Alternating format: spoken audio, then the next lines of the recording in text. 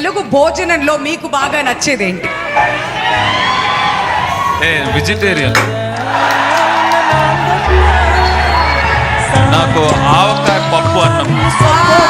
ఆవకాయ పప్పు అని చెప్పి మన అందరి మనసులు కూడా దోచేసుకున్నారు.